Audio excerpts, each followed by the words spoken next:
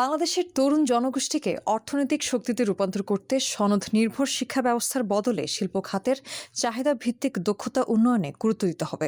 শিক্ষা প্রতিষ্ঠান ও কর্মক্ষেত্রের দক্ষতার ব্যবধান কমাতেও প্রয়োজন সমন্বিত উদ্যোগ। বিশ্ব যুব দক্ষতা দিবস উপলক্ষে ১৩ জুলাই বণিকবার্তা ও জাতীয় দক্ষতা উন্নয়ন কর্তৃপক্ষ এনএসডি এর যৌথ গোলটেবিল বৈঠকে এসব কথা বলেন বিশেষজ্ঞরা। প্রধান অতিথি ছিলেন সরকারের সচিব ও এনএসডি এর নির্বাহী চেয়ারম্যান ডক্টর নাজনীন কাউসার চৌধুরী। আইদার সে জবে যাবে অথবা উদ্যোক্তা হবে। দেশের কর্মক্ষম জনগোষ্ঠীর বড় অংশ তরুণ। ডেমোগ্রাফিক ডিভিডেন্ড কাজে লাগাতে শিক্ষার্থীদের দক্ষতা, সৃজনশীলতা, আত্মবিশ্বাস, যোগাযোগ ও নেতৃত্বের সক্ষমতা গড়ে তোলার বিষয়ে আলোচনা করা হয় এই বৈঠকে। সমস্যার সমাধানের জন্য মানে অ্যাডমিনিস্ট্রেটিভ রিফর্ম হয়েছে, ইনস্টিটিউশনাল সেট আপ হয়েছে, কিন্তু এখন সমাধানগুলো কিভাবে করতে হবে সেই বিষয়টা নিয়ে এখন আমাদেরকে কাজ করতে হবে। অলরেডি আমরা একটা ডেমোগ্রাফিক ডিভিডেন্ডের মানে মধ্যেই আছি, কিন্তু এই জায়গাটা যদি হারায় যায় আমাদের জন্য এটা একটা বড় ধরনের চ্যালেঞ্জ হয়ে যাবে। তো আমার ডেমোগ্রাফিক ডিভিডেন্ড তুলে আনতে হলে এখন কিন্তু সময় নষ্ট করার সময় নাই। কাজের সুযোগ যেখানে আছে সেখানেই কিন্তু আপনার মেধা যোগ্যতাকে ঢেলে দেওয়ার সুযোগ আছে। যেটা স্যাচুরেটেড জায়গা সেখানে কিন্তু আপনার কিছু করার সুযোগ থাকে না। আপনারা অনেকেই বলছেন যে আমাদের পড়াশোনা জাস্ট সার্টিফিকেট নির্ভর, কিন্তু স্কিল বা ক্রিয়েটিভ বিটি বা out of the box think করে এসে যে সামনে মুভ করবে সেই কনফিডেন্সটা আমরা ডেভেলপ করে দিতে পারি না বিকজ অফ দ্যাট গ্যাপ। সিস্টেমটা আমাদের এমন যে আমি পড়ে মুখস্থ করে সব জিপিএ 5 পাচ্ছি, কিন্তু তাকে যদি একটা আপনি সামনে বক্তৃতা দিতে বলেন, তাকে একটা কমান্ড দিতে বলেন লিডারশিপের জায়গাটাতে, সে কিন্তু পারে না। সে কি ফিল করে? বিকজ কারণ সে জানে অনেক, কিন্তু সে ডেলিভার করতে পারতেছে না। সে অডিয়েন্সকে ভয় পাচ্ছে, সে সিচুয়েশন ভয় পাচ্ছে। তার মানে কি তার সফট স্কিলের অভাব আছে। রাষ্ট্র একটা কোঅর্ডিনেটিং বডি এস্টাবলিশ করছে আইন দ্বারা 2018 সালে, সেটা হচ্ছে ন্যাশনাল স্কিলস ডেভেলপমেন্ট অথরিটি। সেই অথরিটি ওখানে আমাদের 23টা মিনিস্ট্রি মেম্বার, এনএসডি এর এক্সিকিউটিভ চেয়ার এটার মেম্বার সেক্রেটারি হিসেবে কাজ করে, মাননীয় প্রধানমন্ত্রী এটা চেয়ারম্যান হিসেবে কাজ করেন। প্রবাস কল্যাণ মন্ত্রণালয় প্লাস হলো আমার যেগুলো private sector organisation training centre আছে, আমার ইন্ডাস্ট্রি স্কিল কাউন্সিল আছে, তারা আমাকে ইন্টারন্যাশনাল ডিমান্ডটা প্লেস করবে যে এই ধরনের ওয়ার্কফোর্স তৈরি করতে হবে। তখন এনএসডিএ কি করবে, আপনার চাহিদাটা বিশ্লেষণ করে তখন স্কিল স্ট্যান্ডার্ডাইজ করে, স্কিল স্ট্যান্ডার্ডাইজ করার পর আপনার তখন আমাদের সমস্ত যে কারিকুলাম ডেভেলপমেন্ট থেকে আমাদের এসটিপি রেজিস্ট্রেশন, যেটা স্কিল ট্রেনিং প্রোভাইডার রেজিস্ট্রেশন, তারপরে আমরা টুলস রেডি করে দিই। টুলসের পর আমরা অ্যাসেস করি, অ্যাসেসমেন্টের পরে আমরা মার্কেট লিঙ্কেজটা হয়েছে কিনা, জব লিঙ্কেজ হয়েছে কিনা সেটা ট্র্যাকিং ম্যান্ডেটটা আমাদেরকে দেওয়া আছে। তাহলে এখন আসেন এই জায়গাটা তাহলে কাজ হলো না কেন এতদিন ধরে? কারণ হলো আপনি দেখেন যে এনএসডি যখন হয়, এনএসডি 7-8 বছর হয়ে গেছে, 8 বছর হয়ে গেছে। আপনার মিটিংগুলো যদি না হয় তাহলে মনিটরিং সুপারভিশন তো হয় না। So lack of monitoring, lack of সুপারভিশনের জন্য সেক্টরাল কোনো আপনার হয় না, নড়াচড়া হয় না।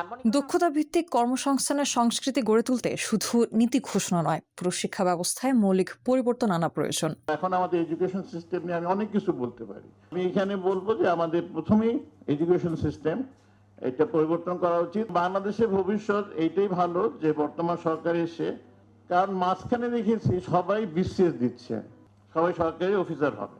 ভারতেও এই সমস্যা শুরু হয়ে গেছে। আমাদের টক শোতে কখনো কিন্তু এই তরুণদের বা এই এডুকেশন নিয়ে কোনো টক শো হয় না।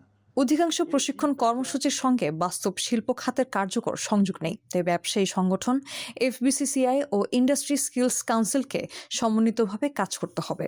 যে এই অবস্থা বাংলাদেশে চলছে, কি করে আমার হিউম্যান ক্যাপিটাল ডেভেলপ করব, কি করে আমার মানব সম্পদ ডেভেলপ করব, কি করে স্কিল ডেভেলপ করব, তার জন্য সমন্বিত কার্যক্রম যদি নিতে হয় তাহলে উনার দপ্তরের অধীনে যে এনএসডি তৈরি করা হয়েছে সেটাকে আগে স্ট্রেনথেন করতে হবে, এবং যত ধরনের কার্যক্রম আছে আপনার আমব্রেলার মধ্যে যদি নিয়ে আসতে পারেন তবেই বাংলাদেশের স্কিল সেক্টরকে নিয়ে আমরা আরো অদূর ভবিষ্যতের দিকে যেতে পারবো।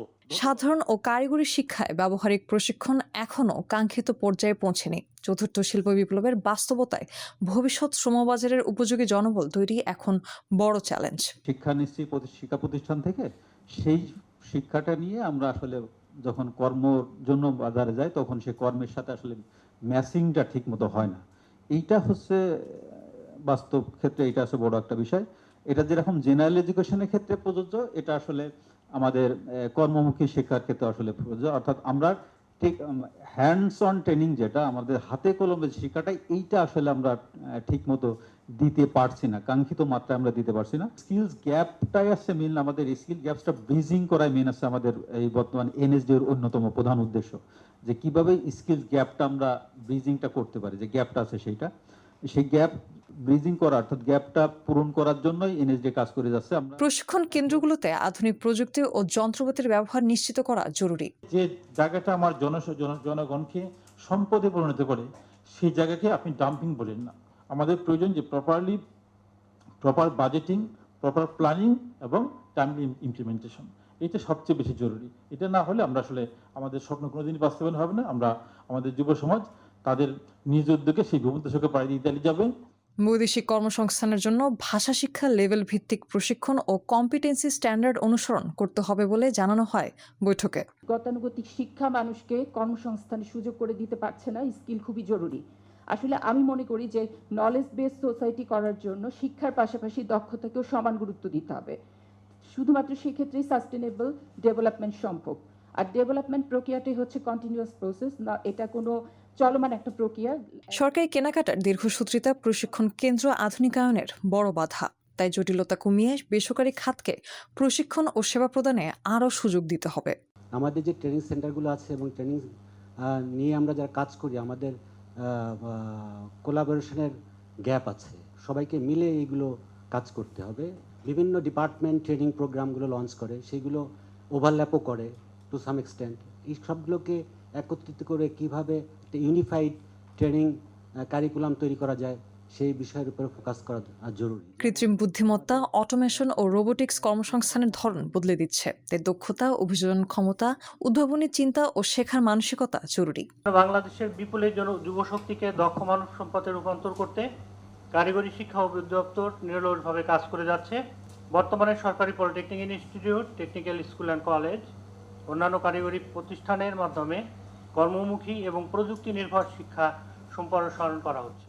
স্কিলস গ্যাপ ও স্কিলস মিসম্যাচ কমাতে পারলে বিপুল কর্মক্ষম জনগোষ্ঠীকে দক্ষ মানব সম্পদে রূপান্তর করা সম্ভব। কারিকুলাম কিন্তু আমাদের আপডেটেড না। এটা আমরা যতই বলি কারিগরি শিক্ষা বোর্ড বলে আমরা আপডেট করছি, আপডেট শেষ করতে করতে ওটাই আবার ব্যাকডেটেড হয়ে যায়। একটা ইনস্টিটিউশনকে সেন্টার অফ এক্সিলেন্স বা বিশ্বমানের হতে হলে তিনটা জিনিস মাত্র দরকার: centre of excellence in infrastructure, centre of excellence in education and training and centre of excellence in service. আমাদের সেবার মানও কিন্তু একেবারে যে আপ টু দি মার্ক তা নয়। এই বিষয়ে আমাদেরকে নজর দিতে হবে। শ্রমবাজারের চাহিদা আগাম নির্ধারণে স্কিল ডিমান্ড ফোরকাস্ট এবং চাকরি প্রার্থী, প্রশিক্ষণ প্রতিষ্ঠান ও নিয়োগদাতাদের তথ্য নিয়ে ডিজিটাল ডেটাবেস তৈরি করা প্রয়োজন। এআই এর একটা ইমপ্লিকেশন আছে, এলডিসি গ্র্যাজুয়েশন আছে আমাদের সামনে, এবং স্কিলস প্রোগ্রাম যেগুলো আছে আমাদের সামনে, যেগুলো আপ স্কিলিং করছি, রিস্কিলিং করছি, সেগুলোর কোয়ালিটি নিয়ে একটা প্রশ্ন রয়েছে। স্কিলস নিড অ্যান্টিসিপেশন সফটওয়্যার, এটাও আইএলওর মাধ্যমে এই সফটওয়্যারগুলো তৈরি করার চেষ্টা চলছে। পাইলট হচ্ছে এখন চিটাগাং একটা, যেখানে ইন্ডাস্ট্রি থাকছে, একাডেমিশিয়ানরা থাকছে, ইনস্টিটিউটরা থাকছে, জব সিকাররা থাকছে। এর ফলে তিনটা মিলে কম্বাইন্ড একটা সফটওয়্যার ডেভেলপ হচ্ছে, যেখানে তারা সবাই তাদের ডেটাগুলো রাখছে। এর ফলে এইটা একটা ভালো কাজ হতে পারে। মূল প্রবন্ধের সনদ সর্বস্ব শিক্ষা, দক্ষতার অমিল, মানবসম্মত প্রশিক্ষকের অভাব এবং কারিগরি শিক্ষার প্রতি নেতিবাচক দৃষ্টিভঙ্গিকে প্রধান সমস্যা হিসেবে তুলে ধরা হয়। এখনো পর্যন্ত এমন সব পড়াশোনা বা এমন সব বিষয়পত্র আছে যেটা আসলে আমাদের বাস্তব কর্মক্ষেত্রের সাথে একেবারেই যায় না। আমাদের গ্র্যাজুয়েটরা, ইউনিভার্সিটি স্টুডেন্টরা প্রায় বলে যে পড়াশোনা এক জিনিস আর ইন্ডাস্ট্রিতে কাজ করা আরেক জিনিস। তার মানে হচ্ছে যারা পড়াশোনা করছে তারাও বোঝে যে আমি যা পড়াশোনা করে যাচ্ছি সেটার সাথে ইন্ডাস্ট্রির যে কর্মকাণ্ড হবে সেটার সাথে কোনো মিল নেই। তার মানে ওখানে গিয়ে আবারও তাকে শিখতে হবে। পড়াশোনা কিংবা ট্রেনিংয়ের উপরে আমাদের বেকার জনগোষ্ঠীর একটু ধারণা কম বা তাদের আগ্রহটা কম। মানে মার্কেট ওরিয়েন্টেড, মানে প্রশিক্ষণ নিবে এবং সে একই সাথে ওই সার্টিফিকেটকে পুঁজি করে সে কাজ পাবে। যদি সেইটাকে আমরা আরেকটু দক্ষতার সাথে নিতে পারি, তাহলে ট্রেনিংটা শিক্ষার ক্ষেত্রে যে ঘটনাটা ঘটছে, যে মানুষ মনে করে শিক্ষিত হলেই কিন্তু আর চাকরি নাই, তাহলে ফিউচারে যেটা হবে, তাহলে কিন্তু লোকে ট্রেনিং নিতে আগ্রহ বোধ করবে না। Fintech, data analysis, forecasting, leadership ও ম্যানেজমেন্ট সহ সফট স্কিল প্রশিক্ষণে নারীদের অংশগ্রহণ বাড়ানোর দিকেও জোর দেওয়া হয়। আমাদের মনে হয় মানসিকতাটাও সাথে সাথে পরিবর্তন করা দরকার।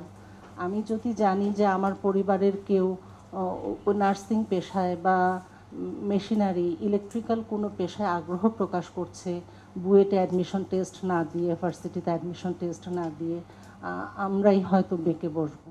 বিশেষজ্ঞদের মতে সঠিক পরিকল্পনা, আধুনিক প্রশিক্ষণ এবং শিল্প খাতের কার্যকর অংশগ্রহণ নিশ্চিত করা গেলে বাংলাদেশের তরুণরা দক্ষ কর্মী, উদ্ভাবক ও উদ্যোক্তা হিসেবে অর্থনীতিতে গুরুত্বপূর্ণ অবদান রাখতে সক্ষম হবে।